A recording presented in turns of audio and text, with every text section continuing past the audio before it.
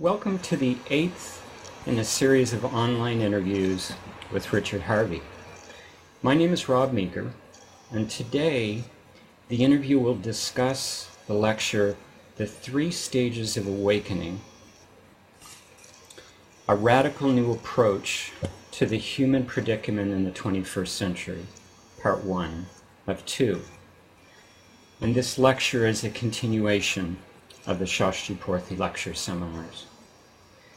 This lecture was given online on January 9th, 2013, and it's available in written form in Dharma Sky, an ebook you can order at the Sacred Attention Therapy website at www.sacredattentiontherapy.com/books. You can also listen to the full recording of this and many other lectures at www.sacredattentiontherapy.com/education. Richard Harvey is a psychotherapist and spiritual teacher. His work emerged out of the human potential movement in the 1970s. He trained with many teachers in humanistic and transpersonal approaches. He is the founder of Sacred Attention Therapy, a radical new approach to inner work for the 21st century. At the center of Richard's offering of the psycho-spiritual way for the modern era is the three stages of awakening. The three stages are, first, the liberation of the individual from personal childhood conditioning and patterns of survival. Second, the opening and emergence into the life of the heart of compassion, awareness, and authenticity. And finally, the sacred spiritual preparation for a genuine spiritual practice of awareness or devotion in realizing the true self within the divine source of being, and the Mahanaman, or disintegration into the heart of reality itself. Richard is the author of Your Essential Self and The Flight of Consciousness, among many other publications. He works with people all around the world, and his forthcoming book is entitled Your Sacred Calling. And it's now my pleasure to welcome to the call Richard Harvey.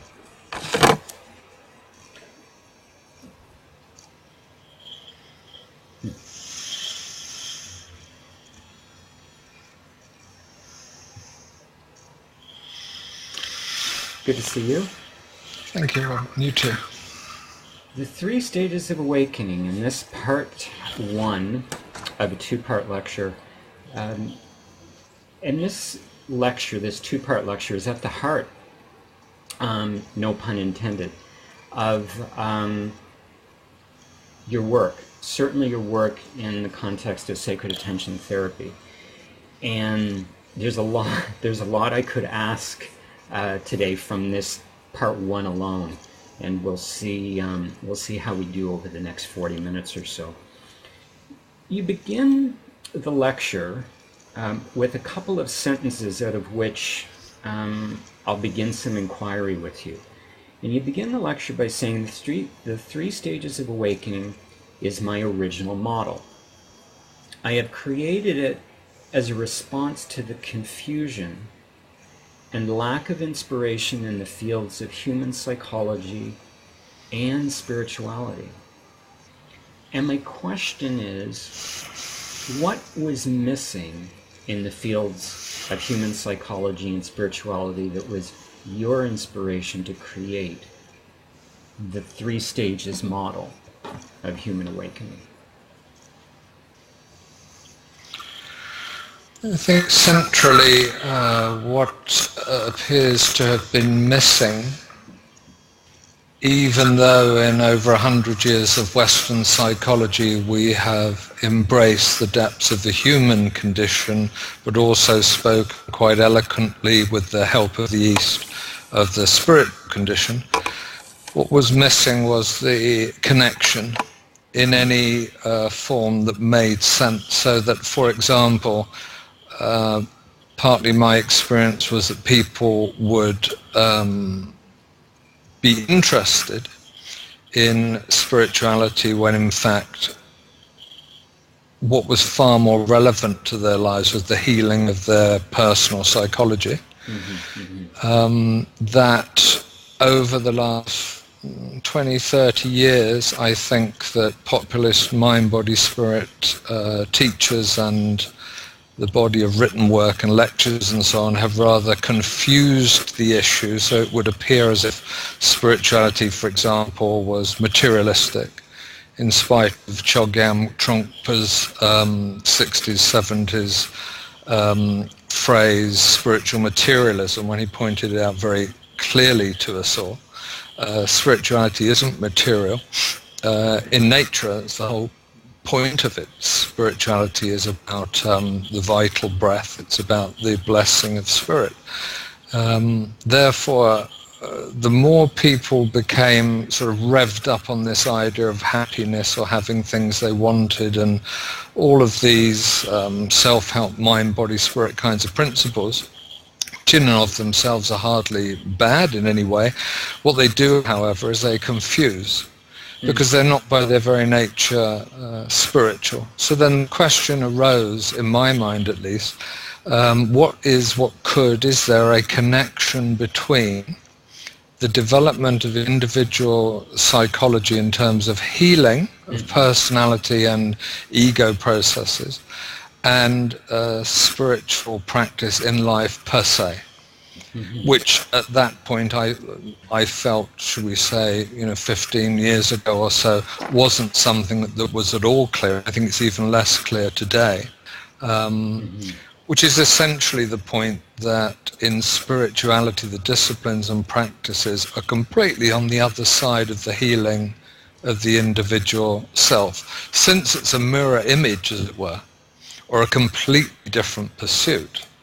The annihilation of oneself to be subsumed into the spirit or God or the divine source is wholly different to the building up of the ego in terms of self-worth, self-image, to be able to receive the abundance of the world and all these kinds of things on a material plane. What could there be that we could talk about that enabled us to go from one to the other? If healing were to take place, particularly considering not everybody would necessarily have a spiritual tendency, what could happen for those who had a spiritual tendency by way of preparation to spiritual discipline? So this was one of the, I would say, the central thing I'm referring to in the lack on both sides. Yeah. What is the connection? Allow me to use those points you made as a foyer into the next question. And very shortly after that in the lecture, you share some thoughts, some commentary on the traditional allopathic approach to medicine and alternative medicine. And here's what you shared. It seems to be in the nature of human beings to specialize. In the alternative/complementary medicine approaches of recent years, we have seen a direct challenge to specialization in established medicine. Everyone, from acupuncturists to herbalists, arguing that you cannot treat a particular ailment or living body part disconnected or out of context with the whole. There's many colleagues here in Ottawa, Canada, that are in that alternative complementary medicine milieu, and they share with me their concern over this traditional allopathic approach of just looking at one part of the body out of the context of the wholeness. And my question to you is, do you think the establishment medicine, the allopathic, what I'm calling the allopathic approach, will ever get it? Get it that you can't treat one part without treating the whole?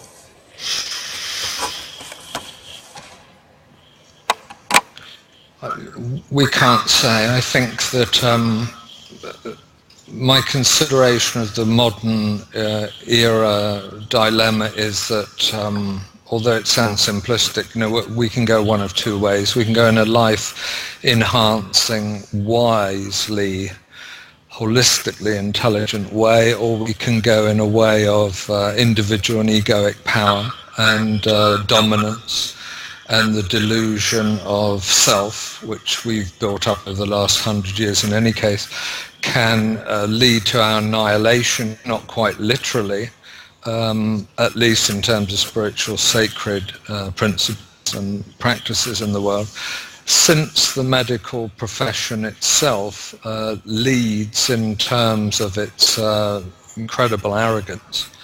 I think that we could look there for some indicators. Maybe it's the last thing that would go if we follow a positive path. Mm-hmm. Maybe it's the last thing that could turn about.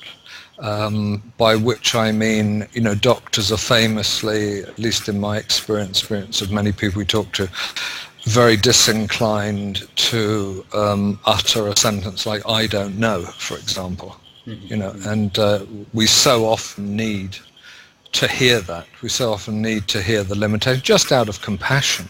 We so often need to know, at least know, that they don't know when they don't know, and very often they don't know.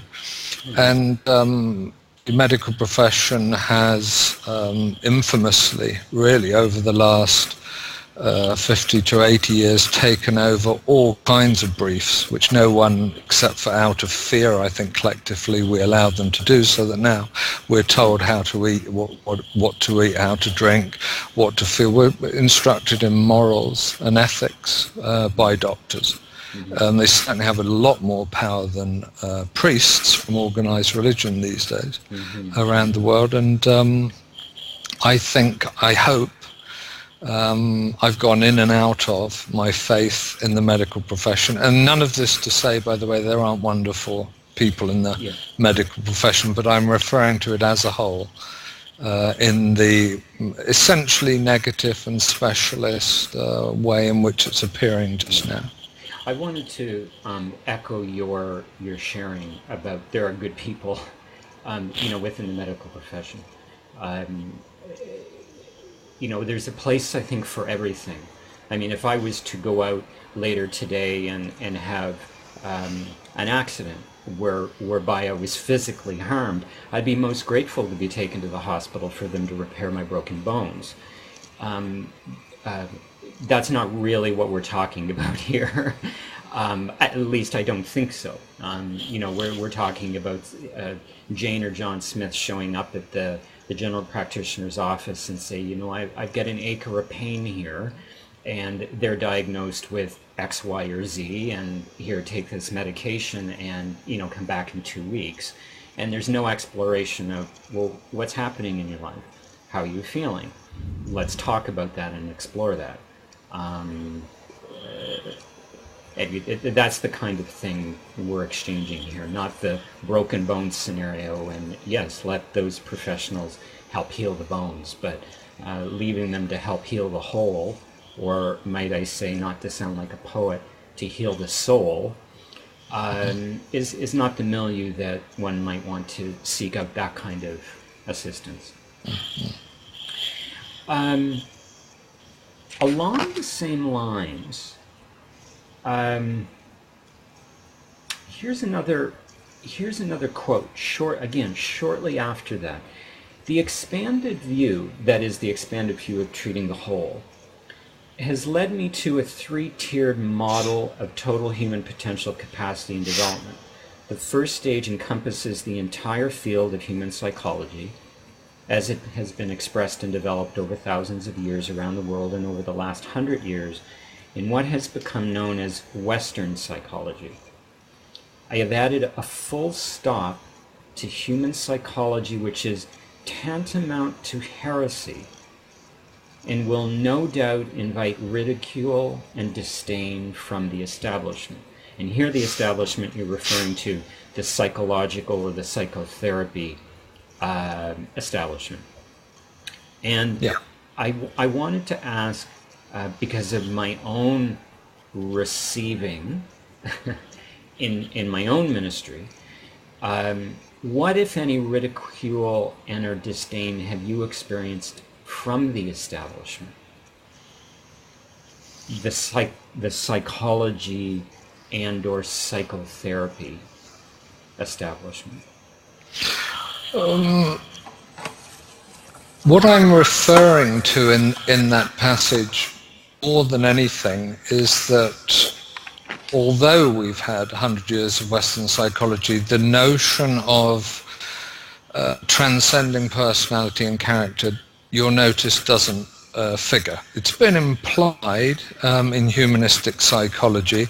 The idea has been around, but the practical reality of transcending the small self, much as we've loved to talk about it, hasn't been clearly established as an option. What it means practically is that in the industry of counselling and psychotherapy, not only do counsellors and psychotherapists need supervision, but they also need psychotherapy themselves. Mm-hmm. And so the people who are working with each other, and they're also working with a continual stream of people who are coming in distress, dissatisfaction, crisis, and so on. But the idea that you can do anything other than treat the symptoms and perhaps push the envelope to some kind of deeper change and all this kind of thing, the very idea that you could move through the protective ego processes in relationship to childhood conditioning as a completed process seems to have evaded not only the theorists but also in the practical field of psychotherapy applied. So that's extraordinary if you think about it. I mean, the idea of sort of settling for the anachronism of survival strategies when you're in adult years, when you can potentially clearly see it, and not saying, well, we could go beyond that. You know, and we can understand a way of introducing or encouraging people to move not only outside of their presenting symptoms and issues that they bring to therapy, but the whole edifice in which that takes place, which I call the ego processes. It's a verb. It's something that's happening. It's and it's happening constantly, but it doesn't mean it's unassailable. So this idea is completely outside of the psychology, psychotherapy establishment. Mm-hmm. I've had no, in a direct answer, I've had no direct contact of ridicule or anything like that. I think it's too far out really for people to comment on largely, I think. But insofar as the fourth wave psychotherapy meets psychospiritual transpersonal psychology and psychotherapy, I mean, everything's up for grabs in a sense. It's just that nobody is talking very, very clear, not nobody, virtually nobody is talking clearly enough about what all those things mean. You see, you can talk about the mystery, or you can talk about the divine source and all this in very precise, clear ways. Mm-hmm. You just have to talk about it in words that make sense. You don't have to start to talk about spiritual things and then go la la la la la and, you know, start moving into mantra and chanting and all this, because there's no words for it. There are no words ultimately for what it's about, but that doesn't mean we can't use words to point towards and to describe, as we do with anything. You know, you can't really convey the experience of a tree or the ocean or the sky, of course. Nonetheless, you know, whether you're Wordsworth, the poet, or, you know, it's you or your uncle, we can jot down a few things that inspire. So we can talk about these things.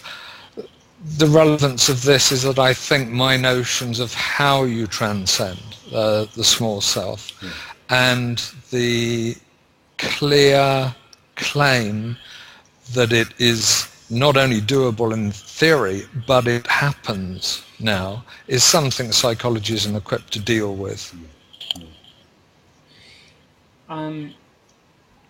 In discovering the model, this three-stage model, you share, I had been practicing for some years as a psychotherapist when the problem of paradox and contradiction seized me.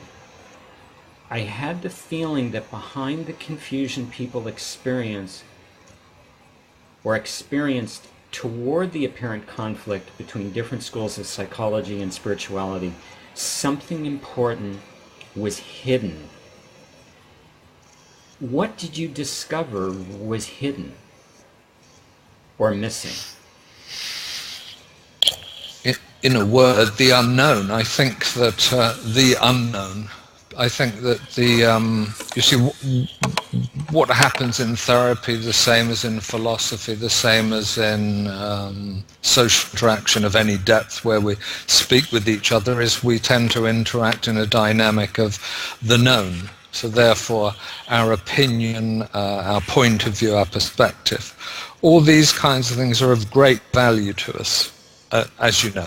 You know, people are assumed to have something to say about something. It makes them interesting. It means you can put up your own perspective. You can enter into some sort of dialogue or discussion or this kind of thing. Somebody who doesn't have a point of view, a perspective, is considered to some degree lacking. We're very addicted to experience that results in some conclusion, is built into the society, is built into the culture. The idea of sitting in the mystery, not knowing, not having a perspective, you see, that's for chumps, so to speak. So what I found was, I mean, I could illustrate it in this way. I've often said there comes a point in psychotherapy where there's nothing left to say.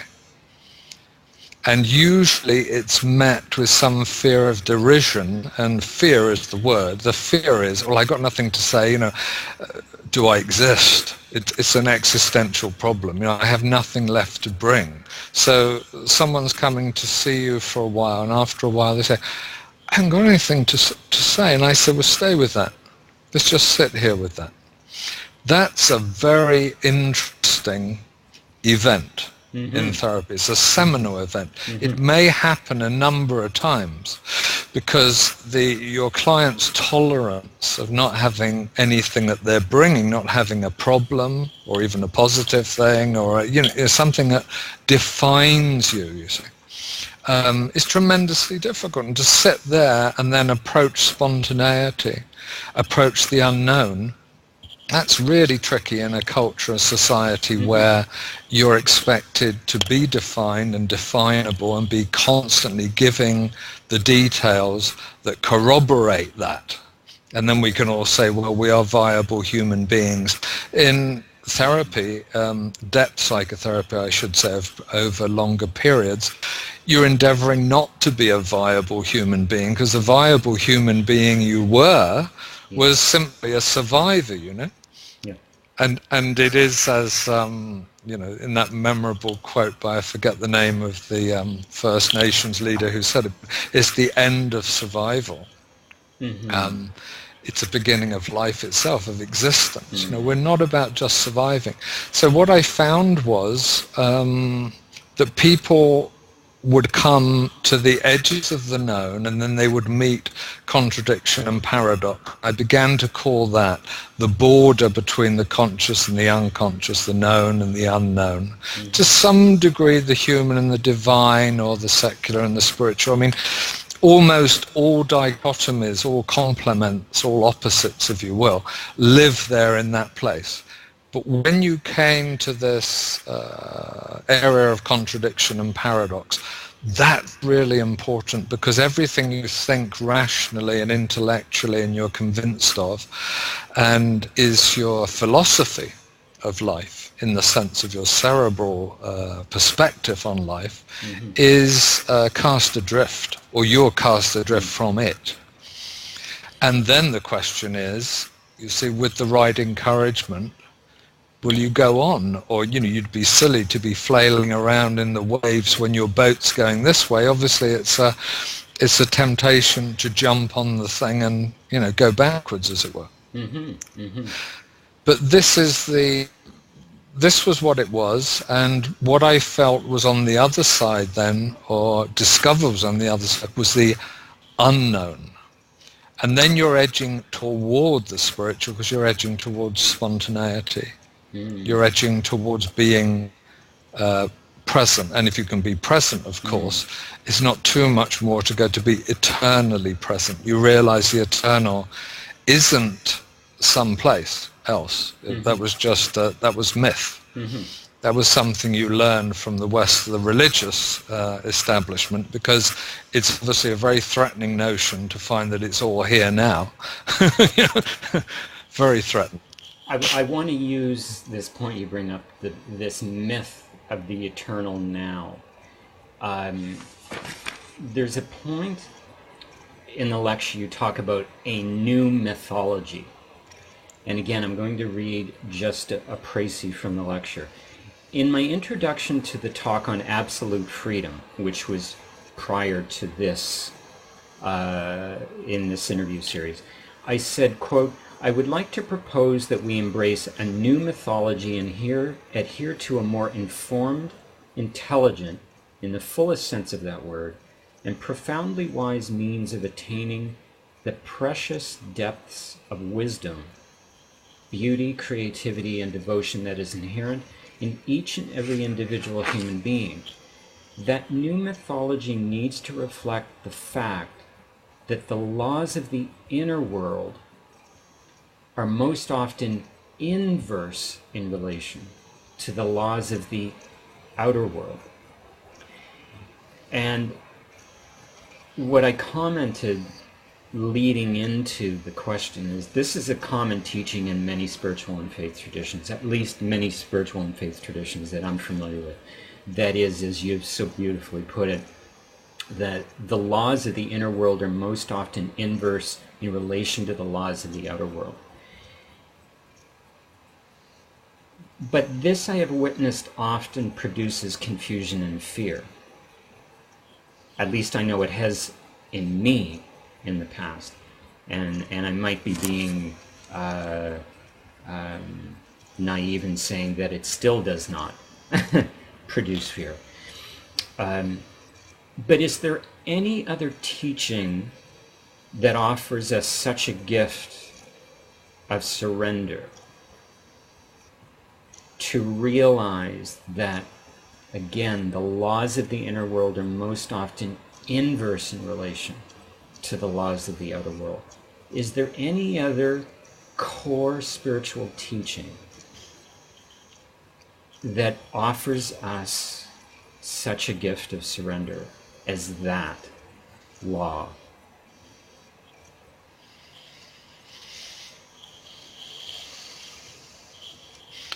I think that you can get traces of it in Buddhism, in mystical Christianity and Zen, in Sufism, and so on. It's certainly in the mystical heart of organized religion, by which I mean the living truth that organized religion has usually suppressed. I think you can generally get some sort of indication of this. However, the realization of Sufism and Zen and mystical Christianity and so forth don't necessarily in of themselves strive or reach or instruct in how to go the whole way. I mean, the disintegration of the separate individual self to be subsumed into the divine ocean, so to speak. I mean, there is the ultimate surrender. So, I mean, without that, you see, it doesn't matter what ecstasy or elation or strange Zen behavior or devotion to your Sufi master or whatever you're undergoing. They are merely preparation for the true spiritual event. they're all preparation. This is one of the things I'm trying to say so often, is what we think of as the practice or the discipline. No, it's the preparation for being ready to start the practice and the discipline. One of the upside down, turnabout, inside out aspects of spiritual life from human life, for example, is there's nowhere to go, there's no progress to be made, nothing's going to happen once you're involved in spiritual sadhana per se, a lifelong spiritual practice. It isn't about developing, or it isn't about some kind of progressive awakening. There are no means to the truth. This has been said for a very long time. This is, you can detect these aspects of deep spiritual surrender in the Upanishads, the ancient Vedas and so on. So we're looking at 5,000 minimum years since this has been said, perhaps longer, in some cases perhaps shorter. But I mean, the repetition itself shames us in a sense, because we could start listening. In spirituality, there's no progress. There's no ways and means. There's nothing you do to bring something about. That is a subject-object relationship event. That is something that happens in the relative world. It also happens in quite highly developed so-called religious people, spiritual figures and so on, but they're still involved in this subject-object relation of things coming about. I call that preparation for the spiritual life. I think it must be seen as preparation for the spiritual life, because otherwise we miss the fact that there is a spiritual life, and we think of it only in terms of traveling, and it isn't. So that's one thing. The other thing I'd like to say about the new mythologies, it's something that's occurred to me just these last couple of days very, very clearly. Indeed, is I've spoken repeatedly, as many other people have, about the 2,500-year-old romantic myth in which we're still living. We're living a very old mythology which needs to change, because if the mythology doesn't change, then the evolution of humankind doesn't work, so to speak. We don't evolve in the right way. At the minute, we've gone from one side to the other of the romantic myth. The romantic myth is about questing, and it's about idealization, and it's about separating sexuality from the heart, certainly from the mind, and it's about conflict, and it's about adventures and all this kind of thing. All the things that we know appeal to us, and we see our lives in terms of all of that.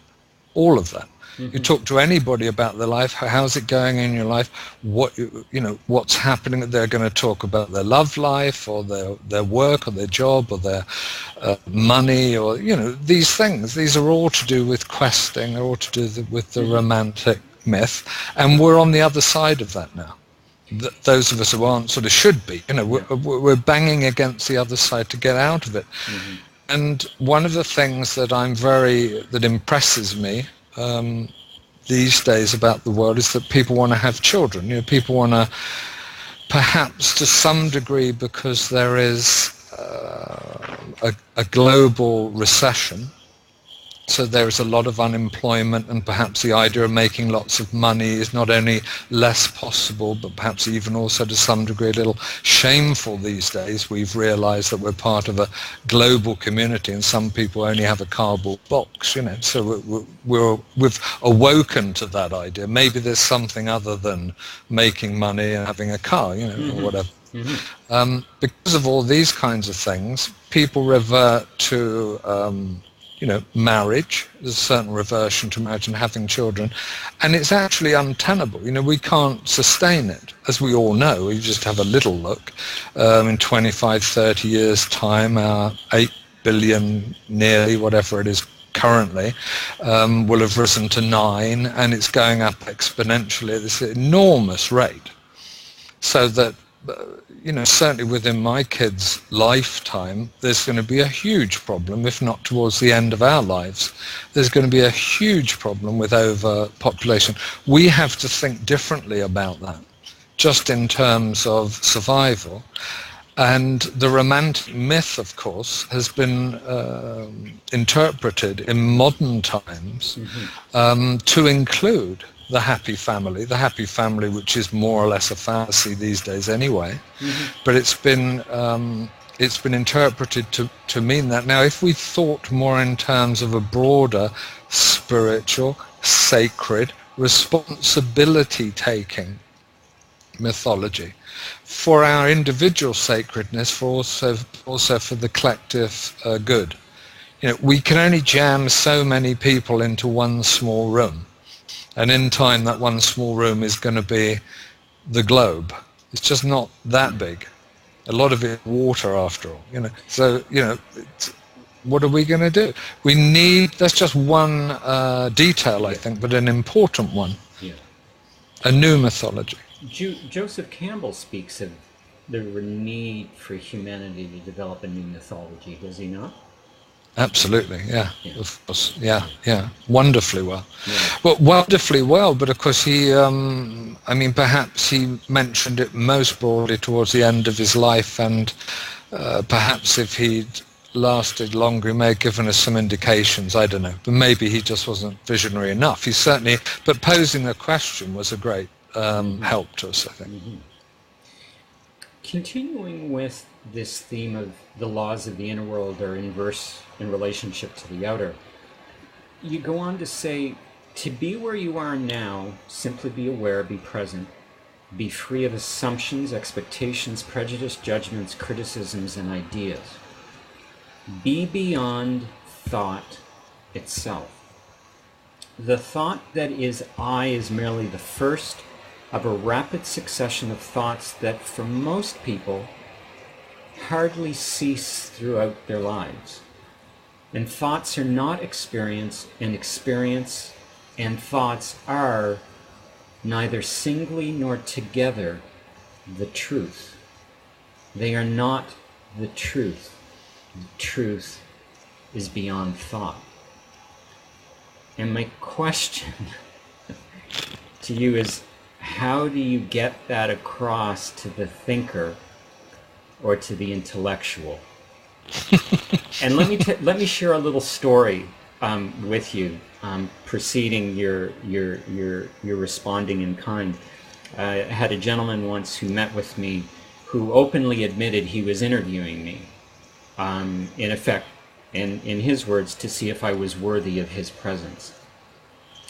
He explained his background was predominantly in Buddhism, and that he was asked at a point to leave the monastery because he was asking too many questions. And he was quite upset at this, and I could tell he still bared a bit of a chip on his shoulder over this experience. And I asked him if it was possible that in being asked to leave, that the Roshis and the priests recognized that his mind was too full, and that as long as it was full, there was nothing they could do to help him grow spiritually. He had to empty his mind where there are no questions, and then the teachings and the learnings can begin. I don't know if that got through to this person, this dear soul, but I'll ask you, how can this idea of the truth being beyond thought be brought to someone who's inherently a thinker or an intellectual? I think, by the way, I might have met that guy too. Oh. I don't mean literally, but I have a similar story, at least one. And it's curious, just by the by, it's curious because had he been in another tradition, also originating in India, which is Jnana Yoga, he would have been invited to ask questions to his heart's content. So it would have been nice if he'd been redirected. Of course, in Buddhism, no. Of course, if it was Zen, I don't know if it was, you get thumped on the head or something, But in Jnana Yoga, if you don't ask a question, you'll get thumped on the head. So, he's just in the wrong place. Should have read the curriculum. But anyway, I have a winner on this. I have something very helpful, and I've used it even this week, and I've used it progressively over the last few years. What I do is I say, look, I get the person to close their eyes. This is somebody who, we have a word for it in Western psychology. They have they have a strong mental access, right? You have strong emotional access or physical access or mental access. Of course, you have a lot of people with strong mental access. It means they access worldly experience primarily through the mind, through the mental process. So here, what I do is I get them to close their eyes, and I say, look, there's two things going on here. We're going to go towards peace. There's restlessness, there's peace. They can understand that because it's still intellectual. And then I say, look, there's a stream of thoughts and feelings. You have your eyes closed now, so we block this one out. The visual sense is very powerful, you see. So now they're inside, and of course they're mental, so you start to talk about a stream of thoughts. They're right on it. And I say, you notice this stream of thoughts. And I include emotions, feelings, I will put it that way. And I say they're streaming through. And what I want you to do is just leave that, very much like you might leave an eight-lane motorway, highway, you call it. Yeah. You leave the highway, and I want you to move away from the highway. Don't conflict, don't stand. You don't have to do anything with this. They're still driving, everyone's going places. There's restlessness over here, but I want you just to shift over here. There's a meadow. And there's this lake, there's a tree, and you can sit under that tree. There can be flowers, and then I say you can be these other things, and I want you to feel a feeling of peace. Motorway's still there, don't worry.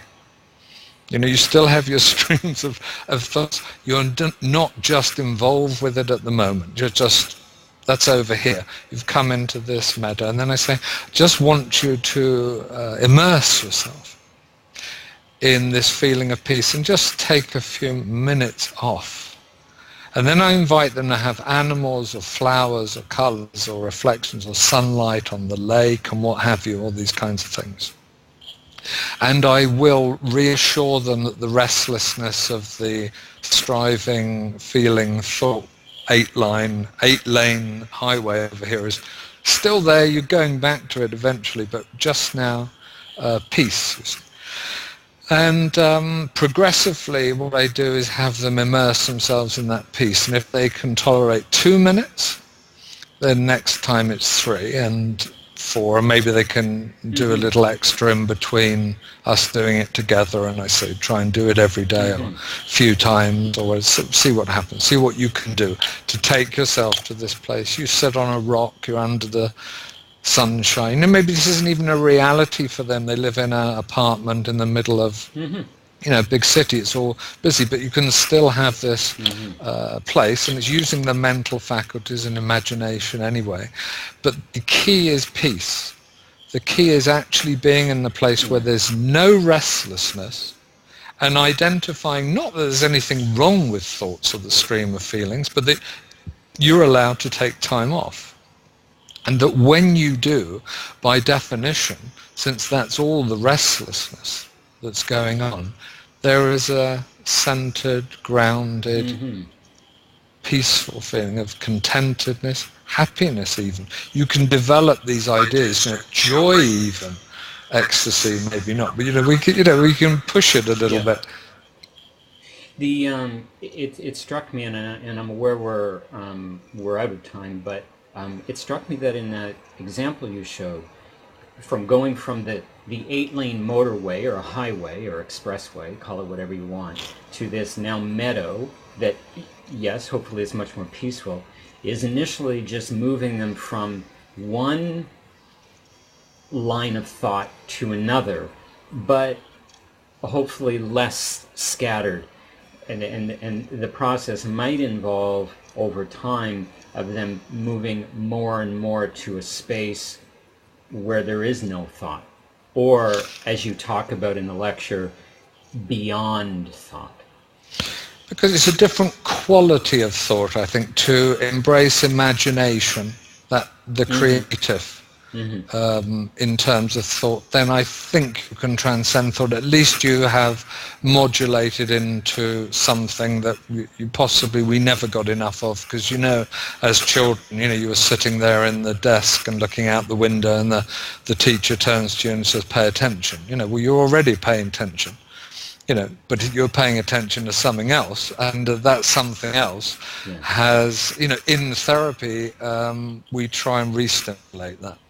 Pay attention to those imaginative, creative aspects of thought.